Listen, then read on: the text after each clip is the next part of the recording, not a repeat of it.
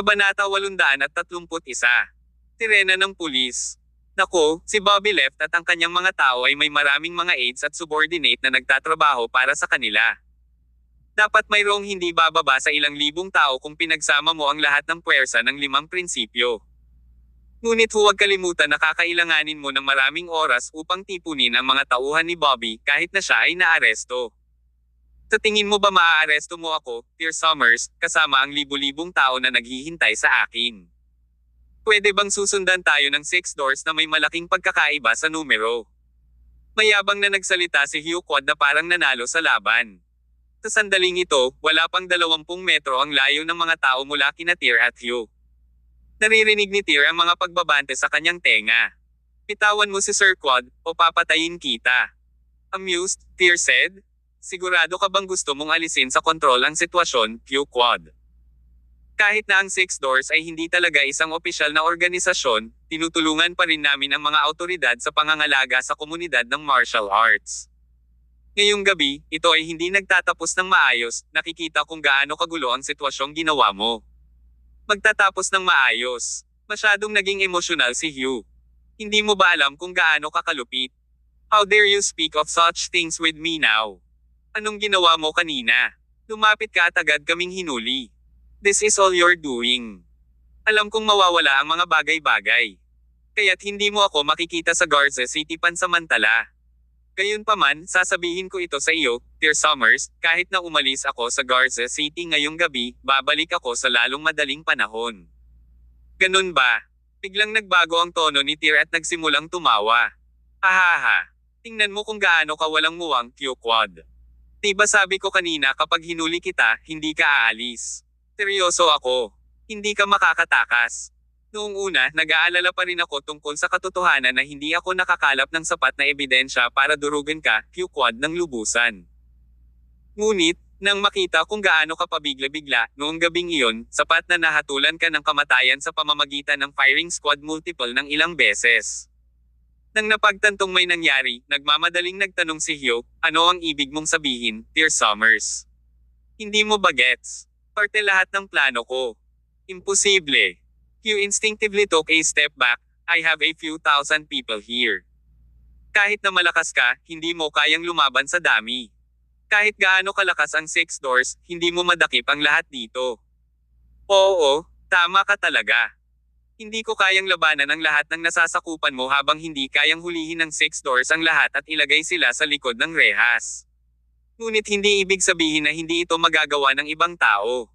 Plus, hindi mo ba sinabi na loyal ang mga tauhan mo at handang mamatay para sa iyo? Well, let's make a bet, shall we? I say these people will crumbs and flee in 10 seconds, do you believe me? Lumalim ang pagkunot ng noo ni Hugh. Pakiramdam niya ay may mali, ngunit hindi niya alam kung ano iyon. Nagsisinungaling ka, Dear Summers. Na malalaman mo na agad. Tumingin si Tyr sa kanyang relo at nagsimulang magbilang.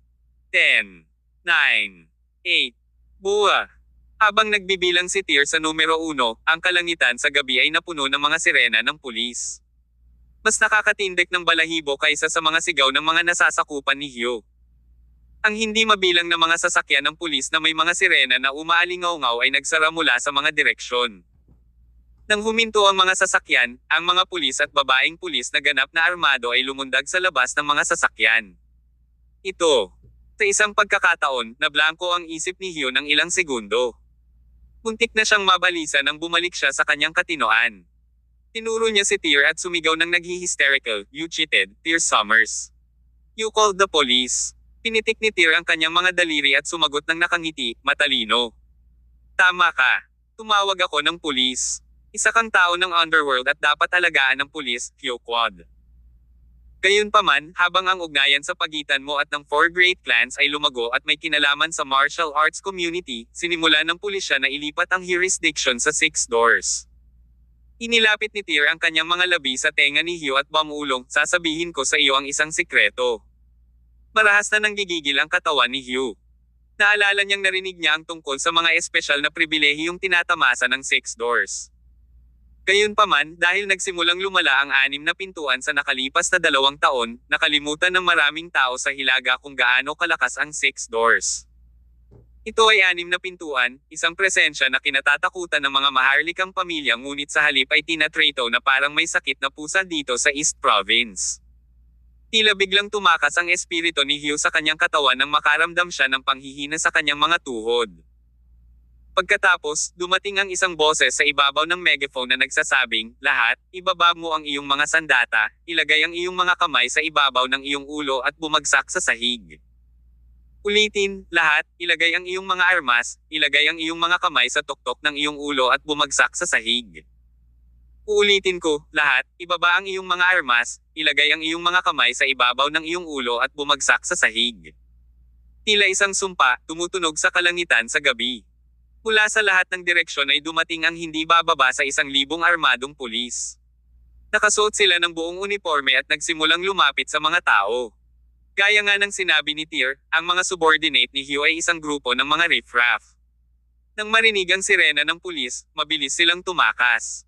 Tulad ng pagkatakot ng mga daga sa mga pusa, ang mga mobster ay natatakot sa pulisya.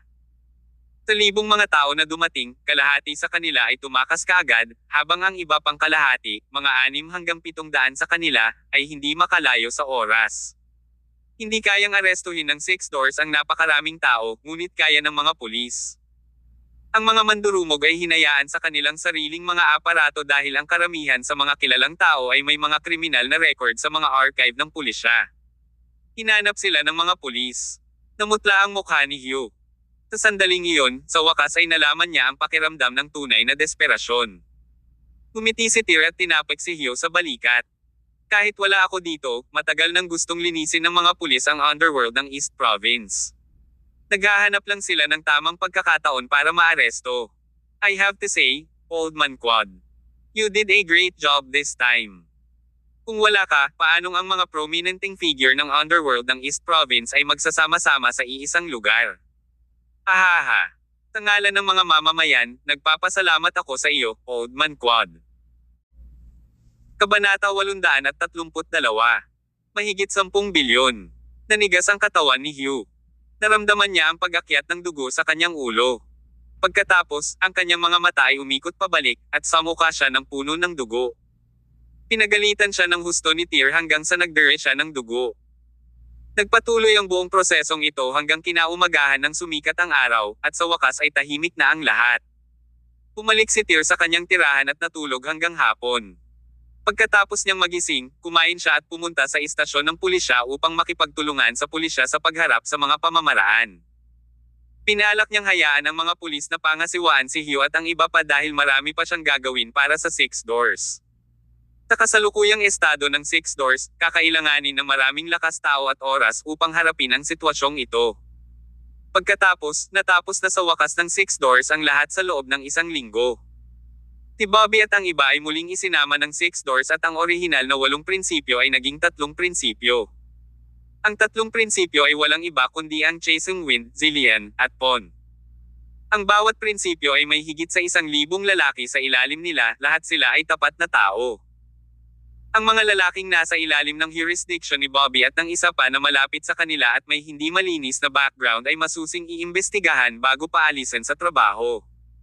Maliban doon, mahigit 1,000 manggagawa ang nagtatrabaho sa punong tanggapan ng Northern 6 Doors. Ang mga taong ito ay magiging direktang nen ni Tyr at pinamamahalaan ni Leafy at ng iba pa. Ang 6 na pintuan sa Hilaga ay itinuturing na nalinis. Nakumpleto na ni Tyr ang layuning ito na sinabi niyang tatapusin niya. Kasabay nito, nakuha ni Tyr ang buong Northern 6 Doors sa loob ng 10 araw. Sa pamamagitan nito, nagawang mabawi ng Northern 6 Doors ang dating kaluwalhatian nito. Matapos itong gawin, oras na para sa pinakaabangang seremonya ng paglilinis. Sa nakalipas na 2 taon, si Bobby at ang iba pang miyembro ng 6 Doors ay nakakakuha ng pera sa mga maling paraan at panunuhol. Para kay Tyr at ng iba pa na siyasatin ang problemang ito ay madali dahil ang lahat ng kanilang mga kasalanan ay magkakaugnay sa isa't isa. Humigit kumulang kalahating buwan ang itinagal nila para mahukay ang lahat ng ginawa ng mga taong iyon. Nang matapos nilang imbestigahan ang lahat, nagulat si Tyr sa mga numero sa listahan. Si Bobby lang ay nakakuha na ng halos $1 bilyong. Maliban doon, mayroon din siyang ibang bank account na nakarehistro sa ibayong dagat na mayroong humigit kumulang $800 milyong. Si Bobby at maging ang kanyang mga kaibigan at kamag-anak ay may kabuuang 300 milyong dolyar sa kanilang mga account.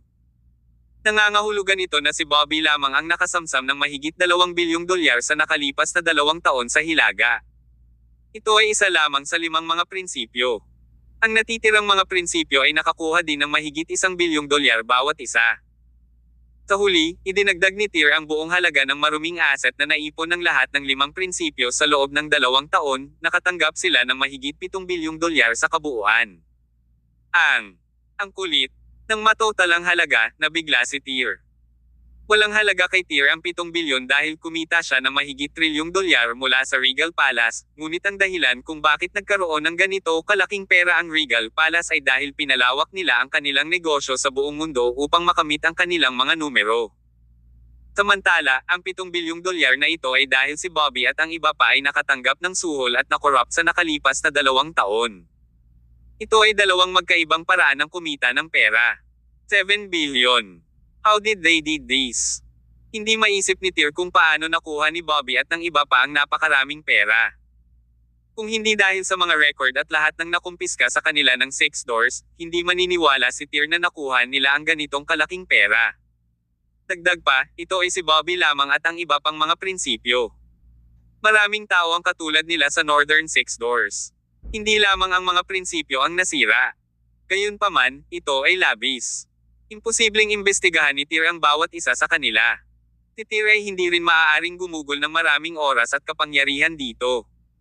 Sasaktan nito ang utak niya at masama iyon. Kaya, pagkatapos imbestigahan ang mga prinsipyo at ang kanilang mga pinuno ng dibisyon sa ilalim nila, inutusan sila ni Tir na itigil ang imbestigasyon. Dahil ito ay nakaraan, nagpasya si Tir na patawarin ang iba. Gayunpaman, kung gagawin nila itong muli, hindi magiging ganito kaawa si Tir. Iniligtas ni Tir ang ibang mga tao at umaasa na matanto nila ang kanilang mga pagkakamali at magsimulang italaga ang kanilang sarili sa 6 doors. Kung si Tir ay mag-iimbestiga sa bawat isa at lahat, ang 6 doors ay maaaring mawala ng maraming lakas ng tao. Sa huli, si Bobby at ang iba pang mga prinsipyo, kabilang ang kanilang mga team captain at vice captain, ay may kabuuang 8 bilyon o higit pang dolyar na nalustay.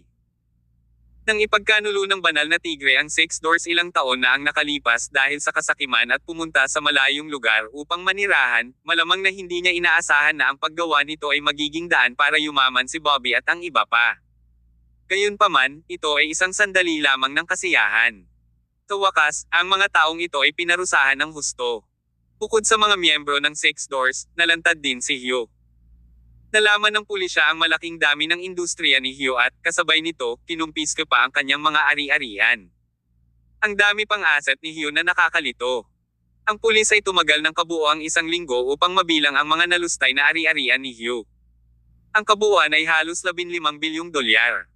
Sa ngayon, ang halaga ng pera ay kasing dami ng kita ng isang super wealthy na pamilya. Gayunpaman, ang mga pamilyang iyon ay kailangang magkaroon ng malalaking negosyo at ari-arian upang makamit ang ganoong halaga ng pera. Si Hugh ay isa lamang mula sa underground society. Nakakagulat na makakaipon siya ng ganito kalaking pera sa loob lamang ng ilang taon. Ayon sa mga batas, hinati ng mga opisyal ang mga ari-arian ni Hugh sa 2. Iningatan nila ang kalahati, habang ibinigay nila ang kalahati sa 6 doors. Sa sandaling ito, nakuha ni Tir ang mahigit 16 na bilyong dolyar. Para sa isang karaniwang tao, ito ay isang malaking halaga ng pera. 16 na bilyon. Napakaraming pera. Nang marinig nila ang dami, hindi nakaimik si Jason Wind at ang iba pa. Kabanata 833. Excited, War Emperor. Ang kanilang sweldo ay humigit kumulang 100,000 lamang sa isang taon, kumpara sa 16 na bilyong dolyar na ito na kakailanganin nilang magtrabaho sa natitirang bahagi ng kanilang buhay upang makamit ang halagang ito. Gate Master, paano mo balak gamitin ang lahat ng perang ibinalik sa atin? Bibigyan mo ba kami ng sweldo? Sa totoo lang, walang sino man sa universo ang hindi gusto ng pera. Maging si Jason Wind at ang iba ay mahilig din sa pera. Gayunpaman, mayroon silang moral kahit na gusto nila ng pera. Disiplinado sila. Tumawa si Tir at sinabing, sana mahati ko ang pera sa inyong lahat. Kung maaari, sasabihin ko pa sa inyo na kunin lang ang pera at hatiin ito sa inyong mga sarili. Gayunpaman, wala akong awtoridad na gawin. Kaya, natigilan si Jason Wind at ang iba pa. Bakit? May naintindihan si Tyr. Naunawaan niya kung bakit pinahintulutan ng War Emperor ang Northern Six Doors na maging ganito kabulok sa nakalipas na 2 taon. Naintindihan niya rin sa wakas. Hindi niya masisisi ang War Emperor bagaman, ang hakbang na ginawa niya ay hindi nagkakamali. Napakahirap ng Six Doors. Gayunpaman, pagkatapos ng insidenteng ito, maaari silang makawala sa kanilang kahirapan. Nag-aanak ng baboy ang may-ari. Napabuntong hininga si Tyr. Pakiramdam niya ay wala siyang magawa, ngunit siya ay talagang walang magawa at the same time. Samantala, sa isang patio sa Harbor City. Sa ilalim ng 1,000 taong gulang na puno ng Zelkova Sarata, ang War Emperor at Red Phoenix ay nakaupo sa isang stone table na naglalaro ng chess. Pagkatapos ng ilang round, natrap ng War Emperor ang mga piraso ng Red Phoenix at labis siyang natalo. Hindi naman masama ang chess skills ni Red Phoenix. Itinuring pa nga siyang magaling sa international level. Gayunpaman, sa harap ng War Emperor, siya ay walang iba kundi kaawa-awa sa chess. Hindi na ako maglalaro. Si Lolo lang ang alam kung paano ako ay bully. Hinampis ni Red Phoenix ang stone table at tumayo na nakakross ang mga kamay sa harap ng dibdib habang nakapout. Bilang isa sa 4 na gatekeeper ng Six Doors at apo ng War Emperor, mayroon siyang mataas na posisyon at kapangyarihan sa Six Doors. Si Red Phoenix ay palaging malamig sa labas. Tinawag pa siyang Ice Mountain dahil sa lamig niya. Sa harap pa lang ng lolo niya ipapakita ang kakatean. Nang makitang galit ang kanyang apo, tumawa ang War Emperor. It's chess. It's like going to war. You must put in your all. Then, you will get respect from your opponents and for yourself. Kaya kung gusto mong pakalmayan kita, imposible. Natalo ka sa round na ito nang walang kilos. Nagpout si Red Phoenix at hindi nasiyahan, Lolo, huwag kang umarteng inosente. Sabi ko naman sa'yo ayoko makipaglaro sa iyo ng chess, pero ikaw ang pinilit ko. Ngayong umabot na sa ganito, ikaw na, kahit pinagtatawanan ako. Kehe, hindi mo talaga ako masisisi. Pinaling ni Red Phoenix ang kanyang ulo sa kabilang direksyon. Medyo galit siya. Sa sandaling ito, nagdala si Green Dragon ng isang tray ng mga inumin. Nang makita niya ang galit na ekspresyon ni Red Phoenix, natawa siya. Oh, little sister Red Phoenix, anong nangyari? Nabuli ka ba ni Lolo? Agad na pinanatili ni Red Phoenix ang kanyang galit na ekspresyon at bumalik sa kanyang malamig na sarili nang makita niya ang Green Dragon. Ewan. Hehe. Hindi madalas na nakilala ng Green Dragon si Red Phoenix. Naglakad siya patungo sa War Emperor at yumuko, Green Dragon greets. Hindi na kailangan, tayong 3 lang ang nandito. Hindi na kailangan ng mga kaugalian na yan. Itinuro ng War Emperor ang isang bakanting upuan sa mesang bato at sinabing, maupo ka. Salamat. Umupo si Green Dragon. Mukhang excited pa rin siya, pagkatapos ay ibinigay niya sa War Emperor ang impormasyon na naprint niya mula sa computer. Sabi niya habang nakangiti, tingnan mo ito. Ano? Alam mo ito. Kinuha ng War Emperor ang stack ng papel at binuklat ang mga ito. Napangiti siya habang binabasa ito. Sa huli, nagsimula siyang tumawa. 16 billion, hahaha, 16 billion. Pinatunayan nito na walang sino man sa universo ang hindi nagmamahal sa pera. Kahit na ang isang makapangyarihang tulad ng War Emperor ay hindi napigilan ang sarili nang makita niya ang halagang ito ng pera. Patuloy na tumatawa ang War Emperor. Walang imik ang Red Phoenix at Green Dragon, kahit na walang ibang tao sa malapit. Hindi ba siya makapagpigil? Ubo, ubo. Sa huli, hindi na nakatiis ang Green Dragon at umubo.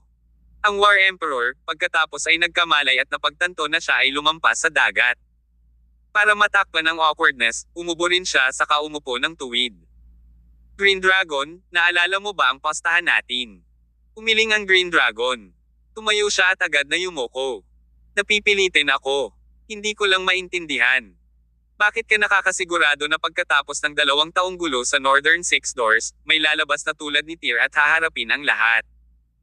Sa totoo lang, 2 taon na ang nakalipas, pagkatapos ng pagkakanulo ng Holy Tiger, ang Green Dragon at ang iba pa ay nagmamadali sa War Emperor para humanap ng angkop na taong hahalili. Gayunpaman, tinanggihan ito ng War Emperor. Hindi lamang ito tinanggihan ng War Emperor, nag-anunsyo pa siya ng death order sa sinumang magtangkang makialam sa mga usapin ng Northern Six Doors. Nangangahulugan ito na ang War Emperor ay gustong kumawala sa Northern Six Doors noon. Sa oras na iyon, hindi naiintindihan ng Green Dragon at ng iba pa kung bakit gagawin iyon ng War Emperor. Dahil, kung ang Northern Six Doors ay patuloy na magugulo, ito ay lilikha ng isang malaking problema sa hinaharap. Kaya, maraming beses na sinubukan ng Green Dragon na kumbansihin ang War Emperor na hayaan ang isang tao na pumunta sa Hilaga at harapin ang mga bagay doon. Kahit minsan ay hiniling ni Green Dragon na siya ay personal na pumunta dahil ang Holy Tiger ay isa sa kanyang mabubuting kaibigan. Gayunpaman, tinanggihan din ito. Hindi lamang tinanggihan ng War Emperor ang kahilingan ng Green Dragon, nakipagpustahan pa siya sa Green Dragon. Postahan siya na pagkatapos ng 3 taon, ang Northern Six Doors ay babalik sa dati nitong kaluwalhatian. Hindi lang iyon, maaaring dumaan pa ang Six Doors sa isang malaking pagbabago pagkatapos noon. Ang pagbabagong binanggit niya ay upang ayusin ang mga problema sa pananalapi ng Six Door. Ang Six Doors ay may disenteng kita, ngunit iyon ay dahil ang organisasyong ito ay may mga koneksyon sa maraming kilalang pamilya at mga tao mula sa ibang mga probinsya. Maganda ang kita ng mga taga-probinsya. Gayunpaman, pagkatapos nilang maranasan ang pagiging napakayaman, hindi na sila makontento sa kanilang regular na kita. Nagdulot ito ng problema sa pananalapi ng Six Doors. Sa conclusion, kulang sila ng pera. Kabanata 834. Sakit sa puso. Sa pagkakataong ito, sinamantala ng War Emperor ang pagkakataong ito para pahintulutan ang Northern Six Doors na maging magulo sa loob ng mahigit 2 taon. Samantala, hinayaan ni Bobby at ng iba pa ang kanilang mga puwang at nakakuha ng maraming pera sa nakalipas na 2 taon. Ang lahat ng ito ay pinlano ng War Emperor. Gaano man kalaki ang ginastos ni Bobby at ng iba pa, babalikan nila ito. Sandali, $16 na bilyong ang nakredito sa bank account ng Six Doors. Paanong hindi siya magiging masaya? This was what Tyr meant by breeding pigs. Ang ibig niyang sabihin ay Bobby and the rest.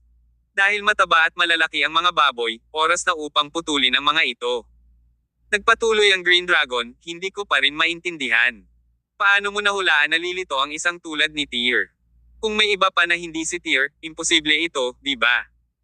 Mula sa pananaw ng Green Dragon, ang War Emperor ay isang Diyos. Nag-alinlangan pa siya kung may higit pang kakayahan ang War Emperor na hindi niya alam. Tumawa ang War Emperor at sinabing, may pulubi sa 4 na emperador. Siya ay tinawag na Haring Pulubi. Siya rin ang amo ni Tyr at matalik kong kaibigan. Pakiramdam ng Green Dragon ay parang tinamaan siya ng kidlat. So, before 2 years ago, naplano mo na ito kasama si Beggar King para mapasali si Tyr sa Six Doors. Hindi gaanong ipinaliwanag ng War Emperor. Nagsalita siya habang itinatabi ang stack ng mga papel, bago pumunta sa Northern Six Doors para harapin ang ilang mga papeles. Gusto mo bang makipaglaro sa akin ng isang round ng chess? Tumayo si Green Dragon at sinabing, ayokong abusuhin mo. Sa Six Doors, halos walang gustong makipaglaro ng chess sa War Emperor. Iyon ay dahil para silang nagmamakaawa na abusuhin. Matapos umalis sa patio ng War Emperor, agad na sumakay ang Green Dragon sa isang eroplano patungo sa Graza City. Sa sandaling ito, nasa opisina si Tyr na abala sa ibang mga bagay. Siya ay abala kamakailan dahil ang muling pagtatayo ng buong Six Doors sa Hilaga ay hindi isang madaling gawain. Mayroon pa ring kapakipakinabang na gantimpala para sa pagiging abala nito, dahil ang buong 6 na pintuan sa Hilaga ay nababalot ng itim na ulap at patungo sa mas magandang direksyon. Tumayo si Tyr at naglakad patungo sa malaking bintana. Napatingin siya sa iba pang miyembro ng Six Doors na naglalakad, nagsusumikap. Ang kanyang mga labi ay pumulupot sa isang ngiti. Dahil halos nalutas na ang sitwasyon ng Six Door, oras na para alalahanin ni Tyr ang sarili niyang sitwasyon. Si Bobby, Q, at ang iba pa ay simula pa lamang nito. Marami pang mas malalaking karakter sa Hilaga. Sa huli, ang layunin ni Tyr ay walang iba kundi ang kilalang pamilyang Summers. Alam ni Tyr na marami pa siyang gagawin at marami pang laban. Marahil ay nakatanggap na ang pamilya Summers ng balita sa pagdating ni Tyr. Gayunpaman, hindi pa sila kumikilos, at 2 posibilidad lamang ang nahuhulaan ni Tyr. Ang unang posibilidad ay may pumipigil sa pamilya na gumawa ng anuman, at iyon ay walang iba kundi ang ama ni Tyr na si Draco Summers. Talagang susubukan ni Draco na maantala ang pamilya Summers sa paggawa ng isang bagay sa Tyr. Gayunpaman, naramdaman ni Tyr na halos oras na para harapin niya ang pamilyang Summers. Ang isa pang posibilidad ay hindi man lang pinansin ng pamilya Summers ang hitsura ni Tyr. Kahit alam nilang nasa norte si Tyr, ayaw nilang kumilos. Parang si Tyr ay walang iba kundi isang munting langgam na madali nilang durugin gamit ang isang kamay. Gayunpaman, nadama ni Tyr na ang unang posibilidad ay mas malamang dahil kailangan ng pamilya Summers ang bone marrow ni Tyr para iligtas si Kirin Summers. Gayunpaman, naghinala si Tyr kung bakit tila hindi nagmamadali ang pamilya Summers kahit na may ganitong sakit si Kirin sa loob ng ilang taon. Ano nga ba ang sakit ni Kirin?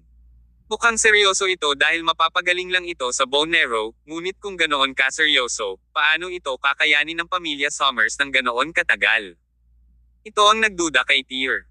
Malakas ang pakiramdam niya na ang pamilya Summers ay nag-abala sa kanya para sa isang bagay na higit pa sa sakit ni Kirin. Dapat ay may ilang iba pang malalaking bagay na nangyayari. Gayunpaman, hindi alam ni Tyr kung ano iyon. Gayunpaman, naniniwala siya na anuman ang subukang gawin ng pamilya Summers, tiwala siya sa pagsira sa kanila gamit ang kanyang sariling mga kamao. Ngunit, dahil napakalaki ng hilaga at walang nagawa ang Six Doors sa nakalipas na 2 taon, dapat ay nakalaya na ang pamilya Summers mula sa kontrol ng Six Door. Dahil ang Six Doors ay may bagong gate master, marahil ang pamilya Summers ay hindi naabala tungkol sa balita. Maaaring ito ang dahilan kung bakit hindi kumilos ang pamilya Summers. Walang pakialam si Tyr. Hindi siya nagmamadaling harapin ang pamilyang Summers. Kung gusto niyang harapin ang 4 na malalaking pamilya, hindi niya magagawang ipaghiganti ang kaibigang si Isaiah. Hindi nakaramdam ng pressure si Tyr na harapin ang 4 na malalaking pamilya. Sa katunayan, ito ay wala sa kanya. Nakasalalay ang lahat kung paano gustong laruin ni Tyr. Sa sandaling ito, may kumatok sa pinto ng opisina ni Tyr. "Come in," sabi ni Tyr. Pumasok ang 3 prinsipyo na may mabagsik na mukha. "Gate Master, nandito na siya." "Okay," sagot ni Tyr. Taka siya tumingin sa kanilang 3. Nang makita niyang parang naghihingalo na sila, tumawa si Tyr.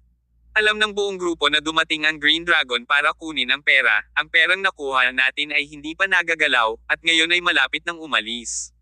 Walang matutuwa. Hinangaan ni Tyr ang kanilang iniisip. Kailangan niya ang mga taong tulad nito na nagtatrabaho para sa kanya.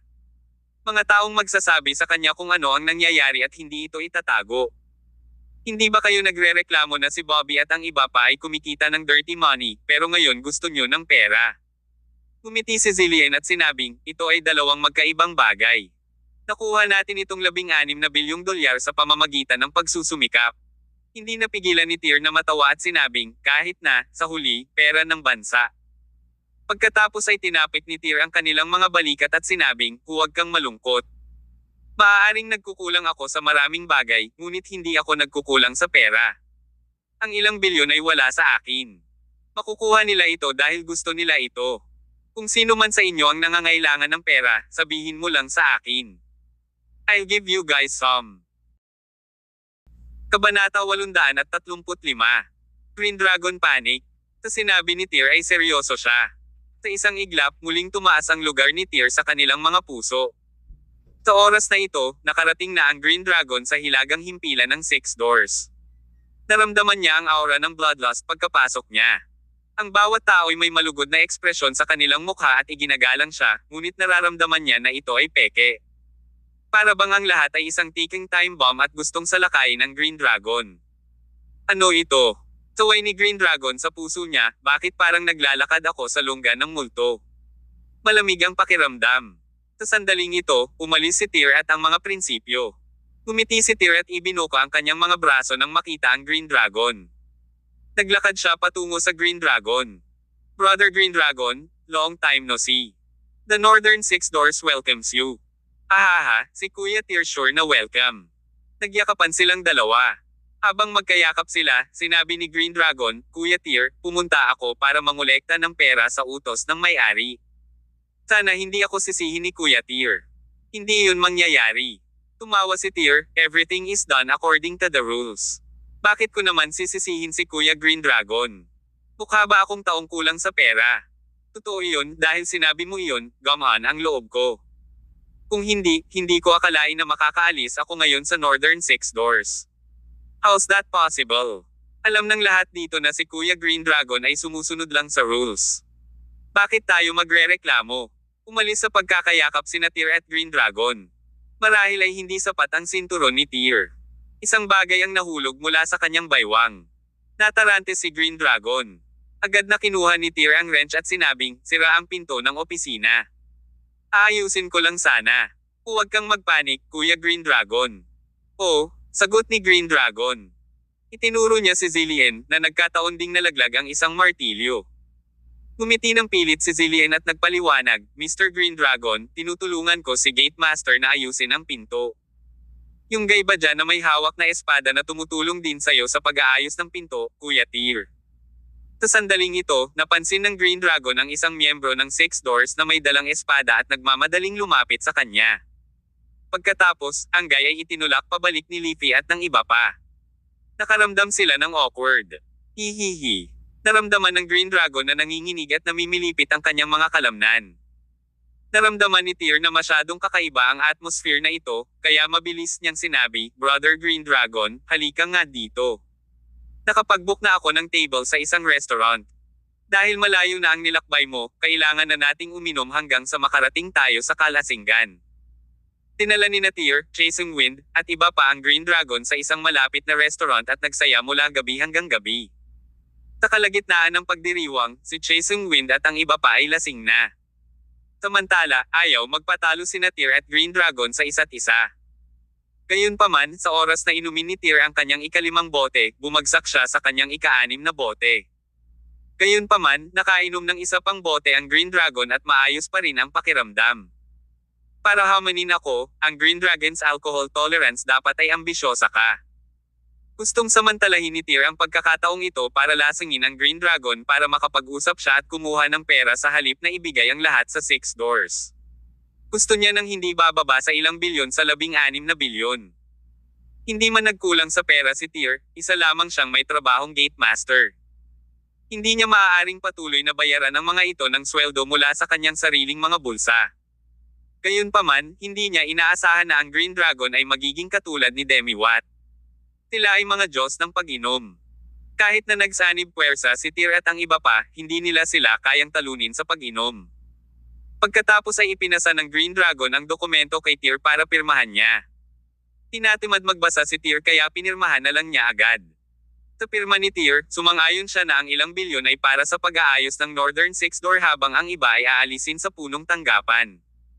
Nang bumalik ang Green Dragon, ang Northern Six Doors ay natira na lamang sa halos 10 bilyong dolyar.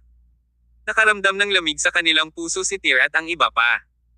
16 na bilyong dolyar ay naging 10 bilyon sa isang gabi. Gayunpaman, ito ay mas mahusay kaysa sa wala. Ito ay sapat na upang bayaran ang mga miyembro. Kung hindi ito sapat, nagpa siya si Tyr na gamitin ang ilan sa kanyang pera. Gayunpaman, ito ay medyo imposible dahil si Hugh at Bobby ay may malaking gana. Kung sila ay magsisimula sa 4 na malalaking angkan, ang kabuoang halaga ay higit sa 100 bilyon.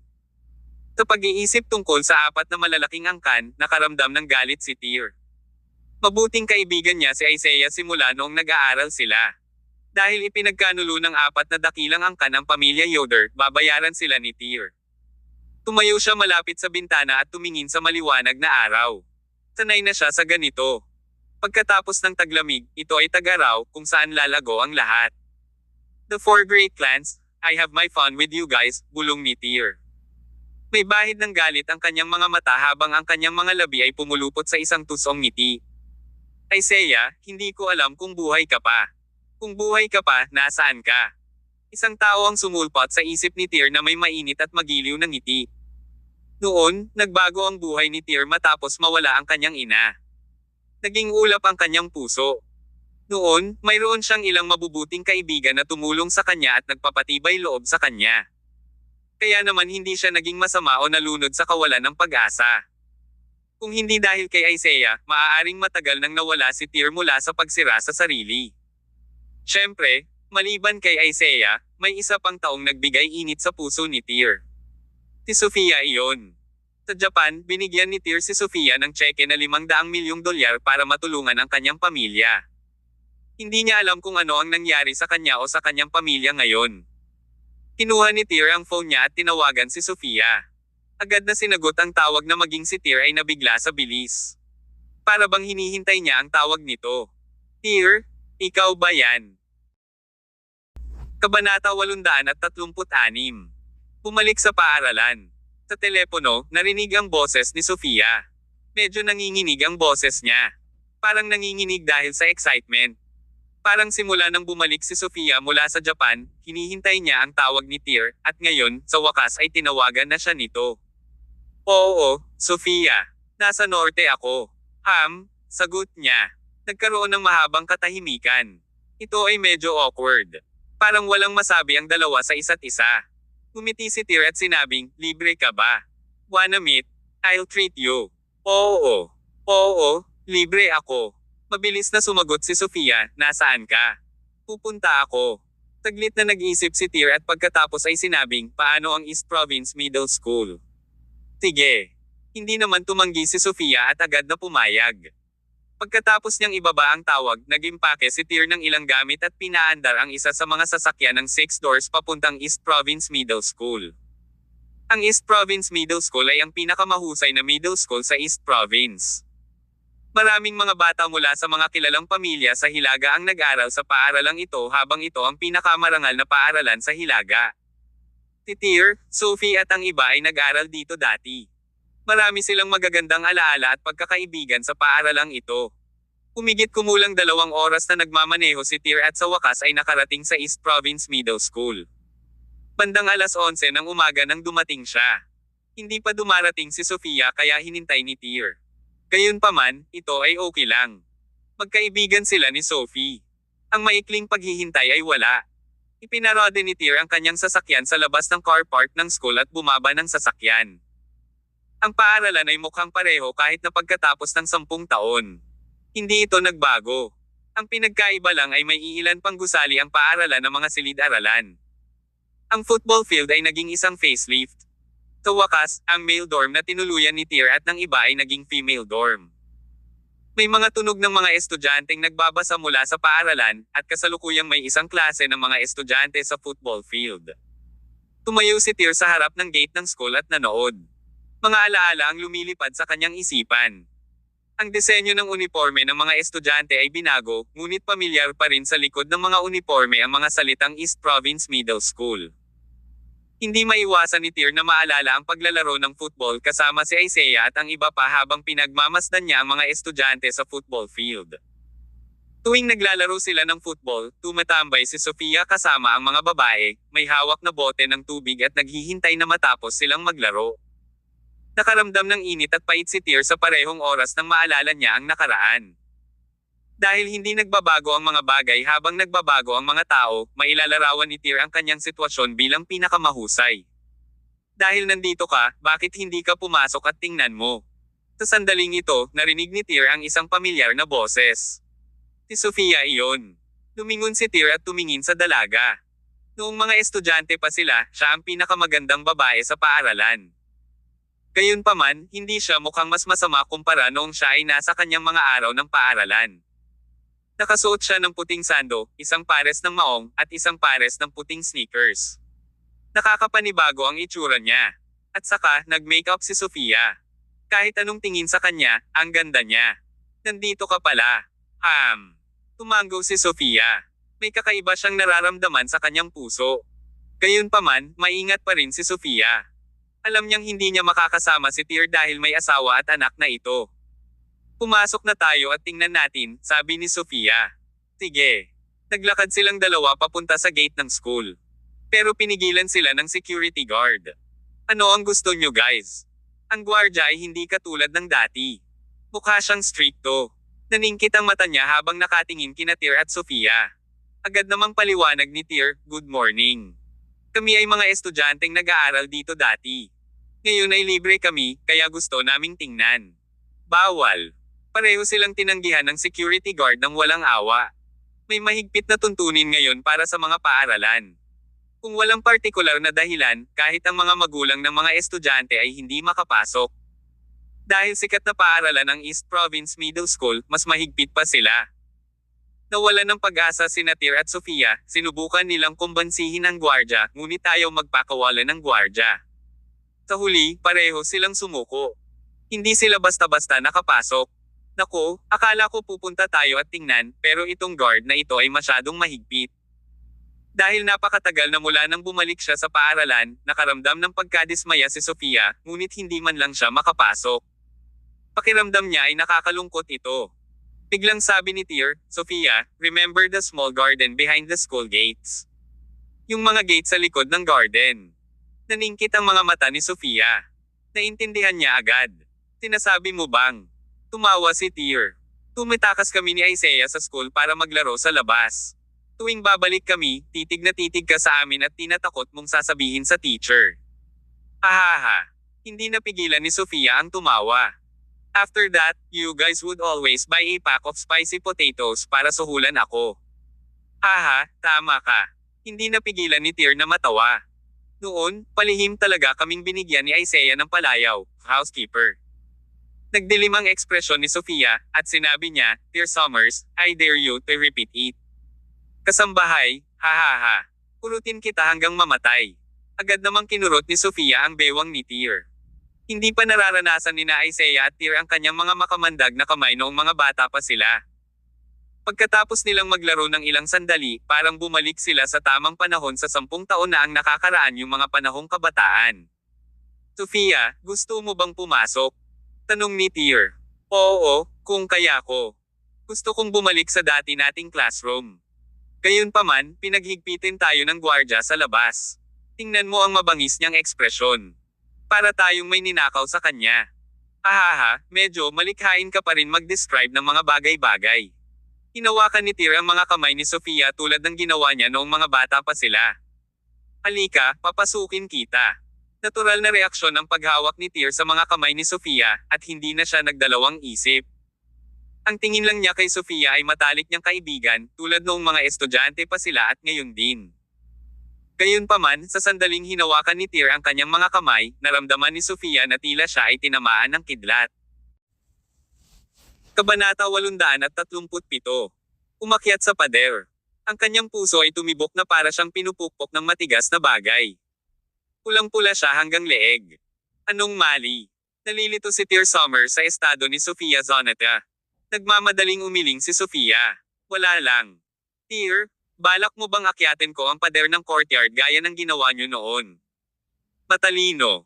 Tyr snapped his fingers. "Madalas kayong tumambay ni Isaiah sa garden. Now, you get to experience it for yourself. But it's been years, Tyr. Nandyan pa ba ang garden? Hindi ba't matagal na itong Geneva? Malalaman natin kapag nakita natin ito sa ating sarili." Pagkatapos, hinawakan ni Tyr ang kamay ni Sofia at tumuloy sa pintuan sa likod ng paaralan. Patuloy ang pagtibok ng puso ni Sofia habang sinusubukang pigilan ang alon ng pagmamahal sa kanyang puso. Palagi niyang pinaalalahanan ang sarili na si Tyr ay isang lalaking may asawa, ngunit hindi niya napigilan ang sarili. Hindi nagtagal ay dumating na ang dalawa sa likod ng paaralan. Ang bakod na dating doon ay 2 toneladang pababa. Malinaw na naalala ni Tyr na halos 2 metro lang ang pader. Madali silang makaakyat ni Sofia. Maraming basag na salamin ang lumalabas mula sa itaas ng dingding ng courtyard noong araw, ngunit pinatag ni Tyr ng laryo. Ang lumang pader ng patio ay giniba at pinalitan ng bago na humigit kumulang 3 metro ang taas. Ang maganda lang ay wala itong salamin. Para sa isang mahinang babae na tulad ni Sofia, may daing lamang niya ang kanyang kakulangan kapag nahaharap sa ganoong taas. "Tyr, kalimutan na lang natin. Masyadong mataas. Hindi tayo makakaakyat." Sinubukan ni Sofia na matalo ang isang retreat nang ituro ni Tyr ang mga puno sa loob ng courtyard. "Nakikita mo ba? Tingnan kung ano. Yung mga puno. Matangkad na. Ilan sa mga ito ay itinanim noong Arbor Day noong nag-aaral pa tayo." Oo. Napatingin din si Sofia sa mga puno na may matamis na ngiti. 10 taon na. Ang mga maliliit na sapling noon ay lumaki na lahat. Huminga ng malalim si Tyr. "Sofia, naaamoy mo ba yan? Ang bango ng bulaklak." Tumanggaw si Sofia. "Yes, it's the fragrance of flowers. It means nandoon pa rin ang garden. Siguradong nasa paligid pa rin ang monumento ng school natin." Nang matapos siyang magsalita, lumundag si Tyr, at sa isang kisap mata, nasa may 3 metrong mataas na pader ng patio. Natigilan si Sofia.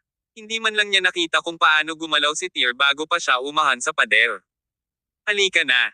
Umupo si Tyr sa dingding ng courtyard, saka yumuko at inilahad ang kamay kay Sofia. Napatulala si Sofia kay Tyr.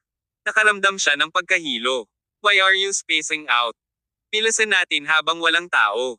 Habang walang tao. Medyo nawala ng ulirat si Sofia. Pilasan mo, baka makita tayo. Okay. Saka lang nag-react si Sofia. Dali-dali niyang inabot ang kamay kay Tyr habang nakatapak sa dingding gamit ang isang mahaba at balingkinitan niyang binti. Hinawakan ni Tyr ang kamay ni Sophie at marahan siyang hinaila pataas. Bago pa man siya magkaroon ng pagkakataong tumugon, natagpuan niya ang kanyang sarili na nasuspine sa hangin. Sa oras na natauhan siya, tumalon na si Tyr sa hardin habang nakayakap sa kanya. Namula na naman ang mukha ni Sofia. Nakaramdam lang siya ng kaba sa kanyang puso habang ito ay pumipintig. Ang pakiramdam ng pagkawala ay hindi lamang dahil si Tyr ay ikinasal sa isang anak, kundi dahil din sa kanyang pamilya, sa kanyang kasal na hindi niya kontrolado, at sa kanyang sarili. Matapos bumalik si Sofia sa Hilaga dala ang 500 milyong tseke mula kay Tyr, pinunan niya ang kakulangan sa pondo ng pamilya, ngunit pagkatapos ay nagdulot ito ng mas maraming problema. Kailangang umunlad ang pamilya habang nahaharap sa maraming hamon. Ang sitwasyon ay delikado para sa pamilya Zonete kapag isinama sa malisyosong panunupil ng ilang iba pang mga pamilya. Kaya naman, ang pamilya Zonete ay kailangang humanap ng mga pangunahing taga-suporta, at ang kasalukuyang trump card ng pamilya Zonete ay walang iba kundi si Sofia. Si Sofia ay walang autonomiya. Pakiramdam niya ay parang dagat lang ng gray ang kanyang buhay. She had so thrilled and delighted yet lost when she received a call from Tyr. Ang totoo ay tumakas siya sa bahay dahil matagal nang ikinulong si Sofia ng mga matatanda sa kanyang pamilya. Kung hindi niya hiniling na tulungan siya ng mga nasasakupan ng kanyang pamilya, malamang na hindi siya makakalabas ngayon. Nawala ang kagalakan ni Sofia habang patuloy na iniisip ang kanyang mga iniisip. May walang laman na kawalan sa puso niya. Gusto niyang umiyak. Anong problema, Sofia? Masasabi ni Tyr na may gumugulo sa isip ni Sofia habang nanatiling tulala ang babae, kaya't pilit niyang hinihikayat ang sagot. Wala lang. Hehe. Pumalik sa katinoan si Sofia sa katumingin sa mga sariwang pamumulaklak sa hardin. 10 taon na ang lumipas. Wala man lang nagbago maliban sa pagdami ng mga bulaklak, at tumubo ang mga puno. Pinabalik ako ng pamilyar na tanawin. Oo. Tumango si Tyr. Napakaraming emosyon ang umuusbong sa loob niya. Kung tutuusin, naging duo ang tatlo noon. Siyempre, marami pang matatalik na kaibigan sina Tyr at Sofia sa paaralan noong araw. Gayunpaman, sa paglipas ng panahon, ang mga taong iyon ay matagal nang nawala sa kanilang mga alaala. Ngayon ang tanging naaalala nila ay ang isa't isa at si Isaiah Yoder. Maaaring mahigit 1 dekada na ang nakalipas, ngunit nanatili silang pareho noong nakaraan ang pinakamatapat na magkaibigan. Marahil ay hindi gustong masira ang mood, sinasadya ni Tyr at Sofia na banggitin ang usapin ng pamilya Yoder. Just I thought. Nandito pa rin ang monumento. Itinuro ni Tyr ang isang pavilion sa hindi kalayuan. Sa loob nito ay ang monumento ng East Province Middle School. Tinitigan ni Sofia ang monumento at ngumiti. Umupo ako noon sa harap para hintayin kayong dalawa. Tyr, gusto ko talagang kainin ang maanghang na patatas na ibinalik ninyo ni Isaiah para sa akin kahit na sinabi kong sasabihin ko sa iyo. Hahaha. Gumisi si Tyr at pinitik ang noo ni Sofia. Matagal ko nang nahulaan na isa kang mata ko. Nagtawanan ng dalawa at saka umupo sandali sa maliit na garden. Sa pagdating ng tagsibol, ang mga bulaklak ay nakikipagkompetensya sa ningning sa gitna ng bango ng mga bulaklak. Sa oras na ito, 2 estudyante, isang lalaki at isang babae, ang lumusot sa hardin. Nasa yakap nila ang isa't isa, naghahanda para makipagpalitan ng halik. Gayunpaman, sa sandaling naghalikan ang dalawa, napansin ng dalaga sina Tyr at Sofia. Ilang sandali pa ay kasing laki ng mga platito ang mga mata ng dalaga at puno ng gulat. Kabanata 838. Kabataan. Nagulat ang dalaga habang nagmamadaling humiwalay sa yakap ng lalaki. Natigilan ang bata at lumingon. Tapos, napatigil din siya sa kinatatayuan niya. Si Tyr Summers at Sofia Zonete ay medyo nalilito at halos hindi makapag-react. The couple apologized, flustered, we're sorry. Patawarin mo kami. This is our first time committing an offense. Noon lang nakilala ni Tyr at Sofia na napagkamalan silang guro ng 2 estudyante. Sa pananaw ni Natir at Sofia, napakabata pa nilang estudyante. Gayunpaman, ang katotohanan ay malapit na sila sa edad na 30s. Hindi na sila walang pakialam at walang muwang na mga teenager. Natural lamang para sa mga middle schoolers na makita sila bilang mga tagapagturo. Tumawa si Tir saka lumapit sa mga estudyanteng kinakabahan. He then assured, okay lang. Hindi ka namin paparusahan. Ang bawat tao'y may isang pagkakataon lamang sa kabataan. Siguraduhin samantalahin ang pagkakataong magsaya sa iyong kabataan, kung hindi, pagsisihan mo ito kapag ikaw ay tumanda. Kaya, sa halip na parusahan ka, hinihikayat namin ang pag-uugaling ito. Talaga. Nagniningning ang mga mata ng mag-asawa habang nakatitig kay Tir. Akala nila ay masyadong matulungin ang girong ito. Tama. Maging matapang ka at magmahal. Hinampis ni Tir sa balikat ang bata. Bilang isang lalaki, dapat alam mo kung paano protektahan ang babaeng gusto mo. Salamat, Ginoo, sa iyong karunungan. Ang batang lalaki ay nasa estado ng pagkalito at pagkahibang. Si Tir at Sofia ay umalis sa hardin sa tabi ng isa't isa pagkatapos ay naglakad-lakad sa loob ng paaralan. Katulad pa rin ng dati ang paaralan. Karamihan sa mga ito ay nanatiling hindi nagbabago. Nagpunta sila sa schoolyard, nanunood at pawisan ng isang binatilyo, at pagkatapos ay sa cafeteria, naaalala ang babaeng cafeteria na tila may Parkinson's syndrome. Sa wakas, palihim silang gumapang sa silid-aralan kung saan sila nag-aaral noon. Iyon ang huling klase ng umaga, ilang minuto na lang ang layo bago ito matapos. Maraming mga mag-aaral sa likod ng silid-aralan ang tahimik na kinuha ang kanilang mga kahon ng tanghalian mula sa loob ng kanilang mga drawer sa mesa, at hinawakan ito sa kanilang mga kamay. Sa sandaling tumunog ang school bell, sila ay magbarrel sa cafeteria ng paaralan. Walang nakakaalam kung bakit sila nagmamadali gayong hindi naman sila nagugutom. Nadama ni Natir at Sofia na parang bumalik sila sa kanilang kabataan, mga piraso ng alaala ang lumalabas sa kanilang isipan. Nakuha nila ang pinakataus-pusong damdamin sa mga taong walang kabuluhan. Gayunpaman, sa panahong ito, wala nang pareho. Tumunog ang bell, at ang mga estudyante, na nakakulong buong umaga, ay lumabas mula sa silid-aralan na napakabilis na parang mga ibon na tumatakas mula sa isang bakal na kulungan. Sa radyo ng paaralan, nagsimulang tumugtog ang kanta sa tanghalian, at ang unang himig na tinugtog ngayon ay napakaangkop na kabataan. I'm still the youth I used to be. Wala ni Katie na nagbago sa akin. Ang oras ay isang pagsubok lamang. Ang pananampalataya sa aking puso ay hindi kumukupas. Ang kabataang nasa harapan ko ay katulad pa rin ng dati. Umalangaw-ngaw sa kanilang tenga ang nakakaakit na kanta. Natahimik si Natir at Sofia. Nagugutom ka ba? Pagkalabas ng lahat ng estudyante sa classroom, tumingin si Tir kay Sofia sa tabi niya at nakangiting tanong. Oo, medyo. Tumango si Sofia. Tir reminisced, do you remember that hot pot place at the old bridge? Napansin kong bukas pa ang lugar. Talaga. Naningkit ang mga mata ni Sofia. That was our favorite spot when we were still studying. It's been more than 10 years. I really miss the taste. Let's go. Ihahatid na kita. Ang East Province Middle School ay nasa ilalim ng nakapaloob na pamamahala. Sa kabila ng tanghalian na, hindi pinapayagang lumabas ng paaralan ang mga mag-aaral. Sa halip na dumaan sa gate, bumalik sina Tir at Sofia sa maliit na hardin kung saan sila nagsimula at naghanda na umalis sa pamamagitan ng pagpunta sa dingding ng courtyard. Pagdating nila, nadatnan nilang isang malaking grupo ng mga tao ang nagtipon doon. Nakatayo silang lahat sa tabi ng dingding ng patio at nakatingala sa bakod. May mga guro. Nang makita nila sina Tir at Sofia, nagsitakbuhan ang mga estudyanteng nagulat sa lahat ng direksyon na parang nakakita ng multo. Natarante sina Tir at Sofia sa senaryo na kinaroroonan nila. Totoong walang hinihintay na tao ang oras at tubig. Nakita sila ng lahat bilang mga guro nang lumitaw sila sa bakuran ng paaralan.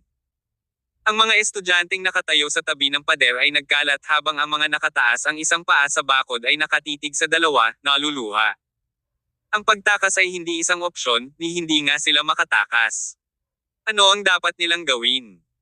Sa pagtingin sa mga taunang ekspresyon ng ilang estudyante sa dingding na iyon, huminga ng malalim si Tir at sinubukang panatilihin ang mas kalmadong ekspresyon sa kanyang mukha. Masarap ba ang pagkain sa school? Tanong ni Tir. Natigilan ang mga estudyante. Pagkatapos ay nagpatuloy si Tir, matagal ka nang nanananghalian sa paaralan. Marahil oras na para palawakin ang iyong pananaw. Sige. Pero tandaan mong bumalik ka kapag tapos ka na. Huwag kang magtagal sa labas. Nagkatitigan ang mga estudyante, hindi inaasahan na ganoon pala ang suporta ng dalawang guro sa kanilang mga kilos. Sir, ito po. Pilasan mo. Mag-iingat ka sa pagbaba. Huwag kang mahulog. Matamis na ngumiti si Tyr sa kanila. Naiintindihan niya ang nararamdaman ng mga estudyanteng ito dahil ganoon din ang nararamdaman niya noon. Salamat, Ginoo. Ang mga estudyante ay nagbigay ng tunay na ngiti ng pasasalamat kay Tyr, tumalikod, at tumalon. Nang makitang sunod-sunod na nagtatalon ang mga estudyante, napangiti si Sofia, Tyr, hinihikayat mo silang lumabag sa mga patakaran ng campus. Tumawa si Tyr. Ano ang maaaring magkamali? Ang pagpapalabas sa kanila upang magpahangin ay hindi isang masamang bagay. I'm doing a good deed. Hindi mo ba nakita na they were thanking me from the bottom of their hearts? Pero, katatapos lang magsalita ni Tyr, may narinig siyang pasaway na boses mula sa labas. Saang klase ka galing? How dare you go over the school wall? To the teacher's office. This has nothing to do with us, Mr. Security. Ang guro sa loob ang nagudyok sa amin na lumabas para magpahangin. Anong ibinubulalas mo? Magmadali kayong lahat. Isang nakakatuwang security guard at mga paghingi ng awa mula sa mga estudyante ang maririnig mula sa labas. Kabanata 839. Something on your mind. Natigilan si Sofia Zonete sa boses habang si Tyr Summers ay kumikinang ng masama. Mahigit isang dekada na ang lumipas, ngunit ang mga security guard dito ay hindi nagbago ng kanilang mga gawain. Kailangan mong maghintay ng 10 minuto pagkatapos ng araw bago ka umakyat, kung hindi, tiyak na mahuhuli ka ng seguridad ng paaralan. Tyr, ikaw. Ikaw talaga. Nakatitig sa kanya si Sofia na nanlalaki ang mga mata. Bigla niyang naisip na si Tyr ay sobrang prankster. Tumalon si Tyr sa pader at saka tumalikod kay Sofia at inabot ang kamay. Tara na. Who knows? Baka bumalik yung mga security guards for the second round. Hinawakan ni Sofia ang kamay niya at noontog sa pader sa tulong ni Tyr. Pagkatapos, pumunta silang dalawa sa hotpot restaurant sa lumang tulay. Ang lugar ng mainit na palayok ay pinamamahalaan ng isang taga-timog. Bihira na makita ang kainan na pinamamahalaan pa rin ng parehong may-ari pagkatapos ng isang dekada. Ang apelyido ng may-ari ay Davidson, at siya ay isang papalabas na lalaki sa timog. Noong nag-aaral pa rin si Tyr at ang iba pa sa lugar, si Mr. Davidson ay nasa edad 30s at paminsan-minsan ay naglalabas ng isang bote ng white wine mula sa kanyang collection share kasama si Tyr at ang iba pa. Pamilyar si Tyr sa may-ari noon. Sa paglipas ng panahon, si Davidson ay nasa kanyang kalakasan. Maaaring siya ay tumanda, ngunit ang kanyang kakayahan ay bumuti ng mabilis. Umorder sina Tyr at Sofia ng chicken dish sa dalubhasang Davidson. Habang kinukuha ang order nila, nakilala ng lalaki sina Tyr at Sofia. Masaya niyang sinalubong ang mga dati niyang kaibigan ng bukas ang mga braso. Kaya, binigyan din niya sila ng mga tadyang ng libre. Naghanda siya ng isang malaking kaldero na puno ng laman para sa dalawa. Sobra-sobra ito para kay Tyr at Sofia. Inimbitahan ni Tyr si Davidson na sumama na rin sa kanila. Hindi siya nagpapigil habang kumukuha siya ng isang bote ng alak na maiinom kasama si Tyr. Habang kumakain ay nagkwentuhan silang tatlo saglit. Sa wakas, nagtanong si Mr. Davidson, noong nakaraan, kayong dalawa ang laging magkasama ng batang Yoder na iyon at hindi mapaghihiwalay. Bakit wala siya ngayon sa inyong dalawa? Ang Yoder boy, na binanggit ni Davidson ay walang iba kundi si Isaiah Yoder. Ang balita na ang pamilya Yoder sa East Province ay nalipol 2 taon na ang nakalipas ay kumalat sa buong Hilaga.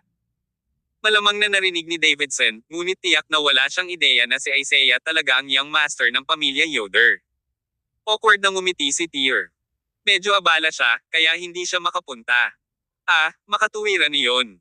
Ang pagkakaroon ng karera ay mahalaga para sa inyong mga kabataan. Nagbuo si Davidson ng isang baso ng alak at ganoon din ang ginawa kay Tyr. Halika, madalas kayong dalawa ang sumuporta sa negosyo ko. I think you would come to visit me after dropping by the school. This meal is on me. Let's drink to eat. Inayos ni Tyr ang sarili habang umiinom kasama si Davidson. Habang nagiinuman sila, nagsimulang magsidatingan ang mga customer. Pagkatapos ay bumalik si Davidson sa trabaho. Kumain na sina Tyr at Sofia. Ang lasa ay hindi nagbago sa loob ng dekada. Ang lasa ay kasing lakas ng dati. Pagkatapos kumain, si Tyr ay palihim na nag-iwan ng $200 sa mesa at saka umalis sa hot pot restaurant kasama si Sofia. Sa labas ng lugar ng mainit na palayok ay isang tulay na bato. Si Tyr at ang kanyang grupo ay pumupunta rito para ay enjoy ang simoy ng hangin noong kanilang kabataan. Pinaburan din ng mga mag-asawa mula sa paaralan na mamasyal sa tulay. Naglakad-lakad sina Tyr at Sofia sa tulay habang ang mga alaala ay lumalabas sa kanilang mga puso. Inampis ng simoy ng hangin ang mga buhok ni Sofia. Itinukod niya ang kanyang mga kamay sa bakod ng tulay at tumitig sa malayo. Ang kanyang puso ay tulad ng estado ng kanyang buhok na magulo. Iniisip ko tuloy kung paanong may nangyari sa iyo, Sofia. Hindi pa ba naresolba ang mga usapin ng pamilya mo? Tanong ni Tyr.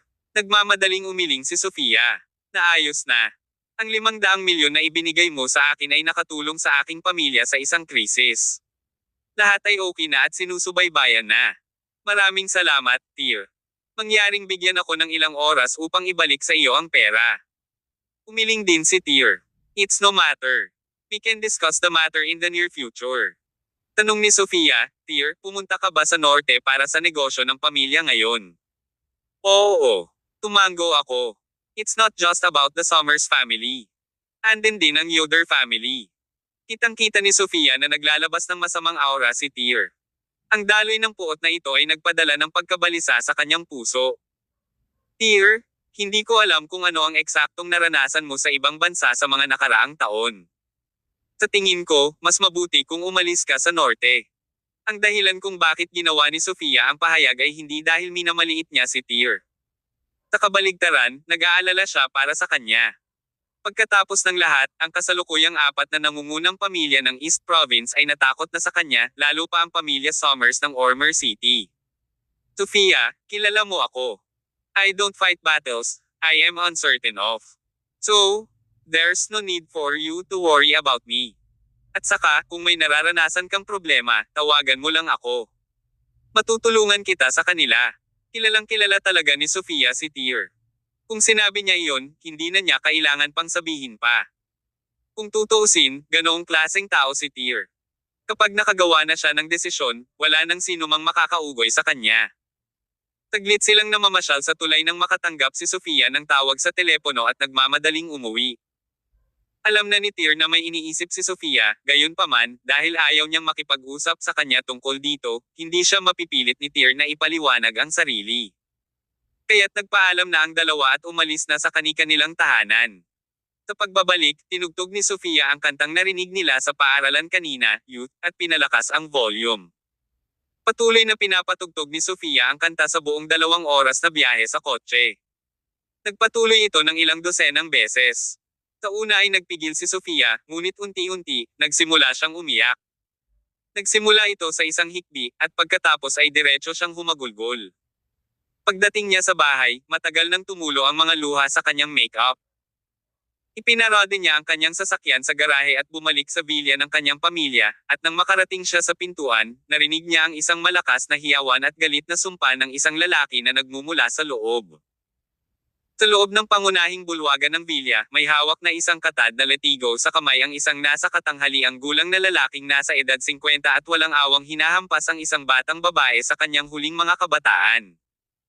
Gutay-gutay ang damit ni girl, at nababalutan ng dugong pilikmata ang katawan nito, na labis na ikinaawa niya. Kabanata 840. Ang walang kakayahang Sofia Zonete.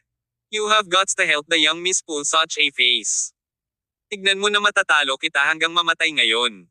Itinaas muli ng lalaki ang latigo sa kanyang kamay habang ang gulat na babae ay sumigaw sa takot. Ang iba pang mga katulong na nakatayo sa gilid ay nakamasid lamang, na natakot sa katahimikan. Naawa man sila sa dalaga, walang nang ahas na tumayo para magsalita bilang pagtatanggol sa kanya. Pagkatapos ng lahat, si Young Master Hansen ay nagalit. Sino ang nakakaalam kung mahahagupit din sila o hindi? Basag. Ang isa pang letigo ay bumagsak nang bumukas ang balat at nagkapira-piraso ang laman. Pare, stop beating Lori. Wala itong kinalaman sa kanya. Si Sofia Zonete ay nagmamadaling tumakbo sa pintuan at hinaila ang batang babae na nakahandusay sa sahig. Alam mo pa ang daan pa uwi, I see. Ang ulo ng pamilya Zoneta, ang ama rin ni Sofia na si Callahan Zoneta, ay tumitig kay Sofia, nagluluwa ang mga mata. Gagamitin na sana niya ang letigo sa kanyang kamay para hagupitin siya. Tumayo ng tuwid si Sofia, walang takot sa isang pagkakamali. Sige na letigo mo ako hanggang mamatay. Tutal maagang pumanaw si inay. Wala nang mag-aalaga at magmamahal sa akin. Ikaw. Itinabi ni Callahan ang letigo sa kanyang kamay. Sa tuwing may darating na ganito, ginagamit ng kanyang anak na babae ang kanyang ina bilang pagtatanggol. Sa tuwing nababanggit ang babaeng minsan niyang minahal, lumalambot ang kanyang puso. Dalhin mo si Lori sa ospital dali.